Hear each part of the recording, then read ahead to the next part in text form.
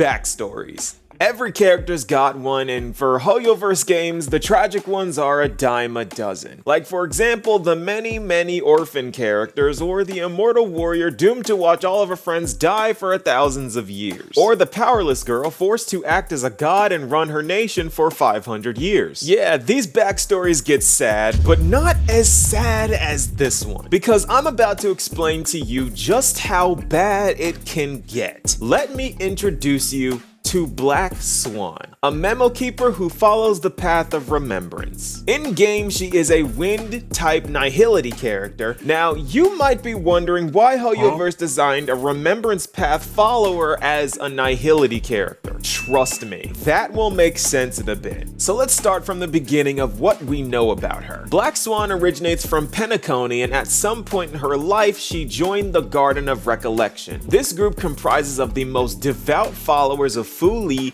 with the sole goal of collecting memories, thus the name Memo Keepers. Believing that memories will last forever, each Memo Keeper undergoes a process that allows them to discard their physical bodies and transform themselves into mimetic entities. A type of spirit made entirely out of thoughts and, wouldn't you guess it, memories. Yes, they believe memories are so paramount that they literally become them. That's what Black Swan is. And this sounds all well and good, right? Oh nice, she found something to dedicate her life and existence to, and now she does it, right? That's great. How is that tragic? Because she met her. Black Swan was never supposed to meet this character because Acheron nullifies her entire existence as a mimetic entity. You see, a Memo Keeper's entire reason for existing is centered around one simple belief: memories last forever. Black Swan will tell you herself. The most luminous and lavish memories are to be sheltered in the pure land of recollection. In the tales whispered among the Memo Keepers, Fu Li will blend these recollections into the Eden of blessed insight, and they shall serve to reshape the entirety of the world after its annihilation. The day I became a mimetic entity,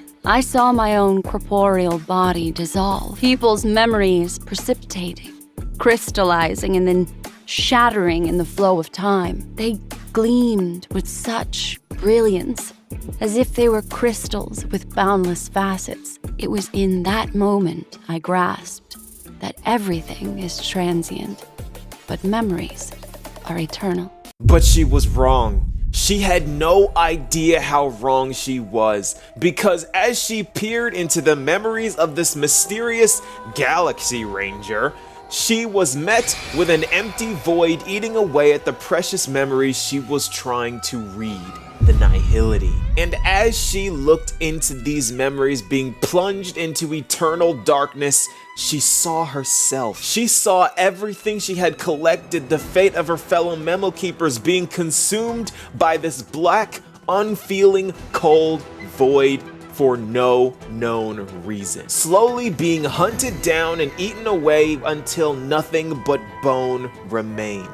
She was helpless. The belief she dedicated her existence to shaken. She went into this encounter expecting to see a record of events, but what she found was a black swan. You see, a black swan is an unpredictable event that is beyond what is normally expected of a situation and has potentially severe consequences. And yes, these consequences are severe because she can't go back. She can't simply change her path. Her existence is tied to being a mimetic entity now. Her physical body is gone. She is now forced to pursue a goal she herself knows is doomed to end in failure, with a philosophy she knows is a lie. It is all for naught. Her work is for naught. Her existence is not. The Garden of Recollection is not.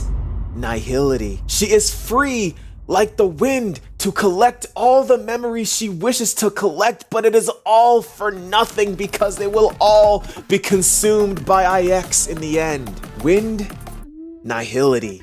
When she met Acheron, it was a curse of knowledge because she realized that memories are not eternal. And to take this further, this discovery is entirely her fault. She could have existed in blissful ignorance had she not invaded Acheron's mind. Acheron did nothing but simply accept an invitation to dance. Unlike other tragic backstories, Black Swan has no potential to make her situation better. She's trapped. Most backstories are just there for a beginning, and what they choose to do after this beginning is what makes up the character. But Black Swan is different. She chose willingly to become a mimetic entity, and by her own will alone tapped into Acheron's mind. She herself ruined her own life beyond recovery. And that is why Black Swan is the most tragic character in Honkai Star Rail. Unless Acheron is able to somehow defeat the nihility. Which, who knows, that might happen. Well, anyway, that's all I got for this one. Be thankful you're not Black Swan. Peace, y'all.